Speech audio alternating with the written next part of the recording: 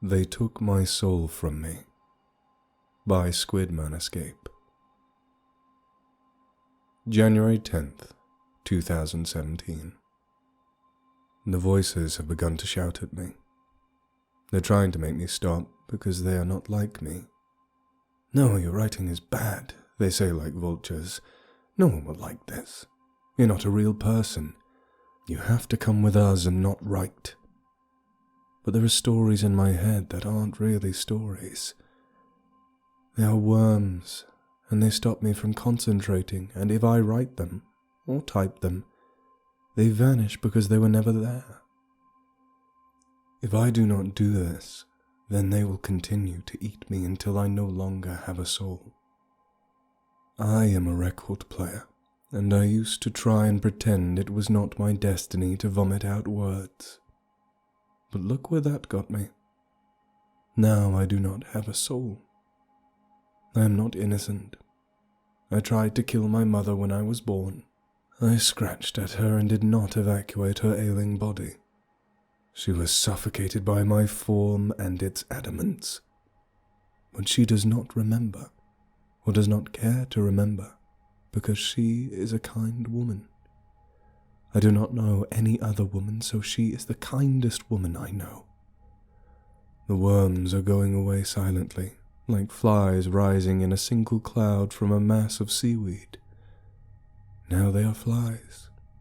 Flies buzzing around within my head, and I am a carcass, and I am slowly rotting from the inside because my soul is marinating inside of my corporeal form. I used to pretend I stuttered. I wrote clearly when I was a child, but as of late, I've tended to do that. I forgot that I didn't stutter or repeat the subject of words. It is these foreign tongues which have tormented me like this.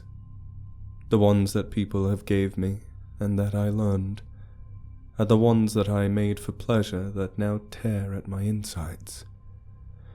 They twisted my natural affinity for the written word until I thought that I was someone who I was not.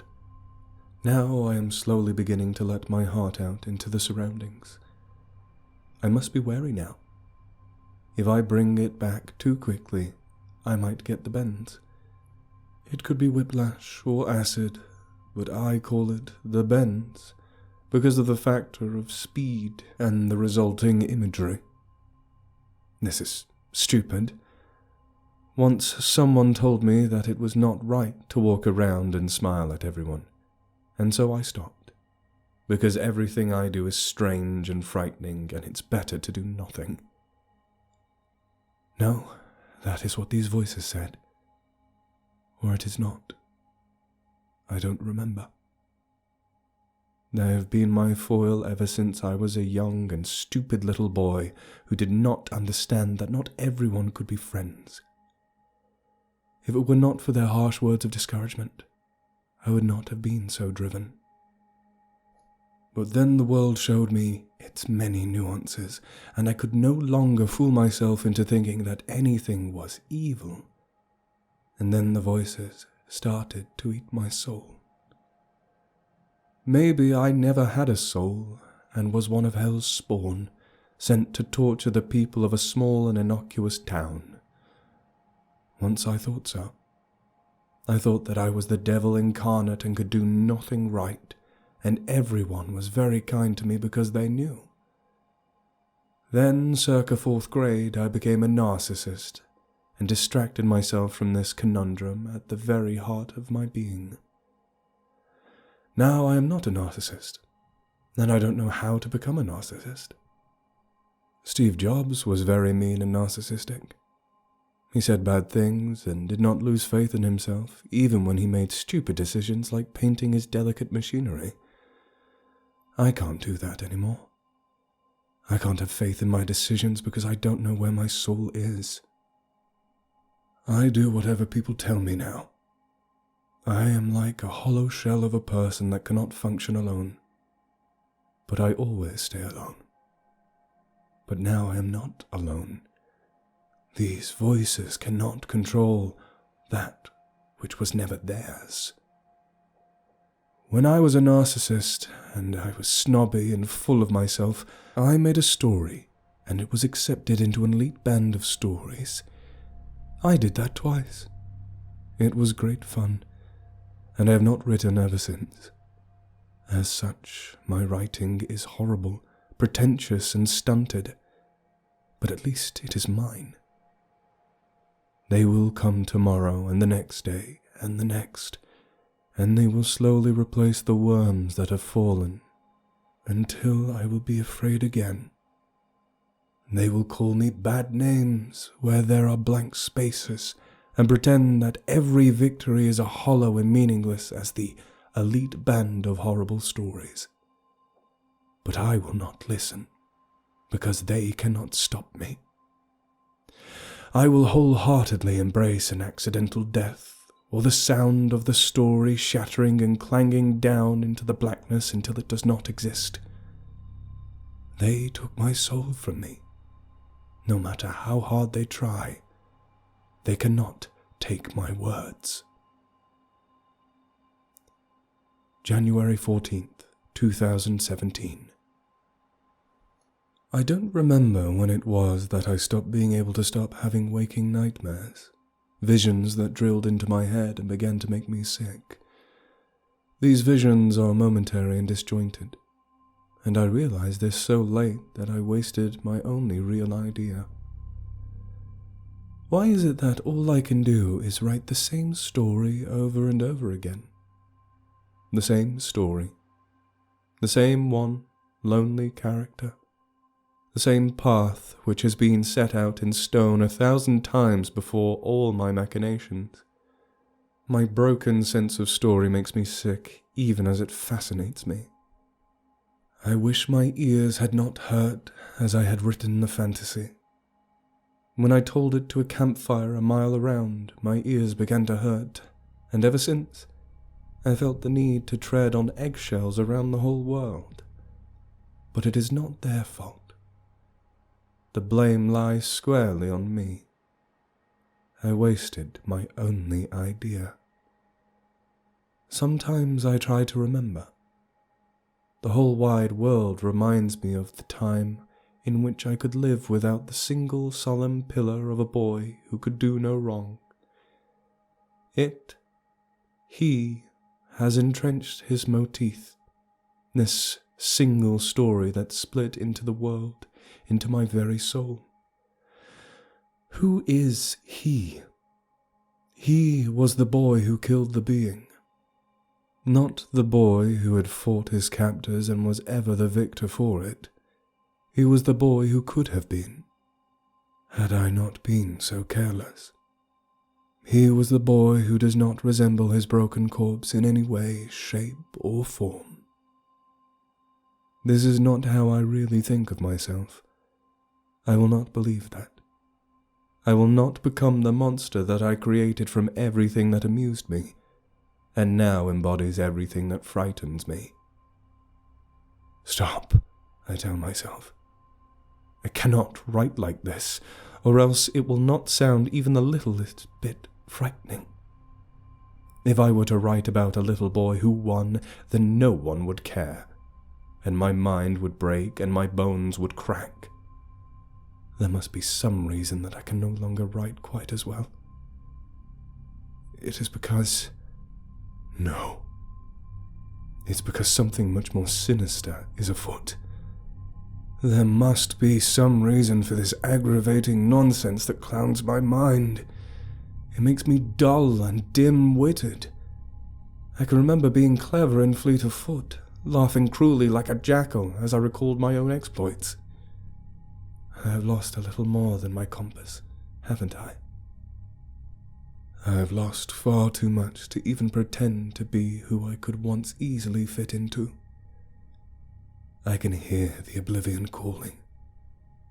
Once it frightened me, and now, like a coward, I want its embrace more than I have ever wanted anything. February 2nd.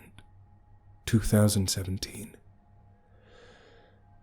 Once I had the wild fantasy of creation, the idea of godliness. Something deep inside was called to the profession that I thought consisted of dominance over the forms of beasts, the ability to let the dead live again. But it was only a fantastical idea. In reality, it is mathematical, formulaic in the strictest sense of the word. I was misled by my mind, for I am curious, but I do not ask questions to the people around me. This was my first mistake, one that I have never fixed in my life. My second was an utter lack of empathy. They say that people like me have no empathy, and I must corroborate this statement. I do not like their gatherings as much as they did, no matter who they are.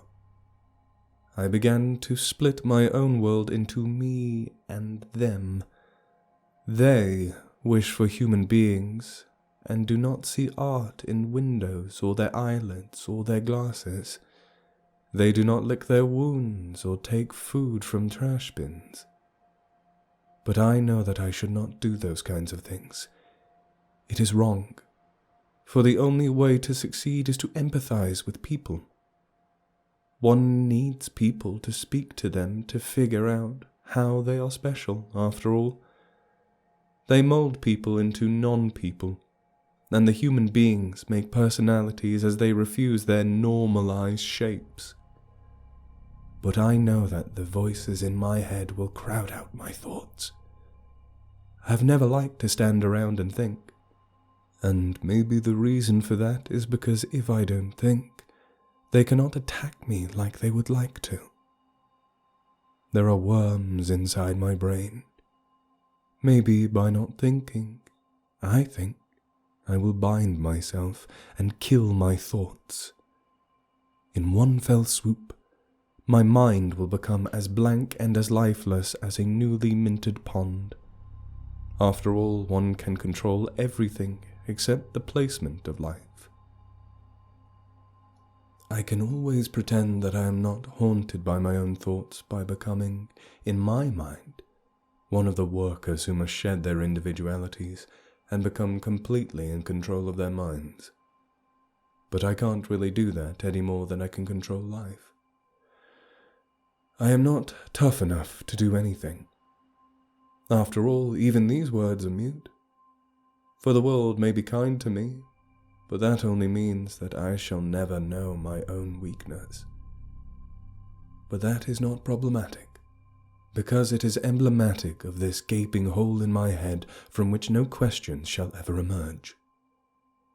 I became enamored with the idea of two beings, the rider and the elephant, the impulsive and the restrictive. But that sort of thinking only led me to split myself and my thoughts in two. Maybe these voices, the ones that tell me that every word I come closer to choking myself, emanate from the gap in my psyche. Maybe they are the remnants from the questions that have lain unanswered for so long that I have forgotten them. Maybe I'm being dramatic and lying to the whole world, even myself. But even though I cannot understand where they come from, I know that they will be my closest companions if I never create a soul for myself. January 5th, 2024. I find it odd how much the old worms controlled me, twisting my sensory input until I could only see and hear untruth. When they told me the work was incomplete, I marred it with pointless, unreadable drivel. When they forced me to gaze upon it again, the final entry was all I could see, and I called for it to be struck from this site on the August of 2018. Did I think I was writing for spoiled kings and scrutinous polymaths? The voices told me as long as they lived in my mind. But all things must die, and so too did the thoughts of yore. It is true that I was tormented for nearly 7 long years, but the torment has changed imperceptibly until all the thoughts which once corroded my sense of self-worth had already been discarded, like so much skin and hair. When I examined the fears that once shook me, I realized how many I have outgrown, and the few I have let fester inside me. I wouldn't say the minutiae of life and death bow to me, but I am far more secure in my knowledge than I was a long time ago. My wish has metastasized and crystallized, and I now work towards transforming the chaotic maelstrom of a living being into mere mathematical constructs. My wish to hold sole dominance over the actions of living beings has morphed from a childish daydream to a laughably pathetic endeavor, trumped by instructing golems of silicon, cobalt, and gold to secure me a modest life in these terrifying times. Similarly, I couldn't say I am a master of the art form, but with stops and starts, I wrote multiple stories with multiple characters. I've stumbled onto many ideas which differ from the one which was slowly strangling me at the time. I left behind the fears which constrained my storytelling long ago, though I still must write away the worms which threaten to consume me. But not all of them are so easily vanquished. I feel as hellborn as in my early childhood, stripped of whatever delusion was still partially protecting me 7 years ago. Something is clearly off about me. I cough out my words like a stroke victim or chatter wildly in the streets like a madman. I limp and gesticulate like a wounded animal in private, and sometimes fail to constrain myself in public. The more I grow, the more I can understand those around me. But that understanding is far too unreliable when contrasted with straightforward questions that bring comforting, reliable irritation and anger. Infractions such as these beckon me to think of myself as subhuman. This is why I believe my soul to have been stolen so long ago.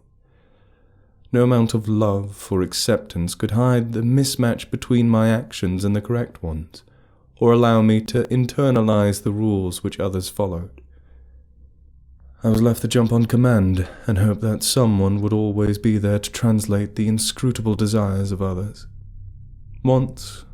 Those around me once entreated me to jump more accurately to these tunes, but their demands lessened over time. For years I consciously and subconsciously shielded myself from the reason, but I no longer have that luxury.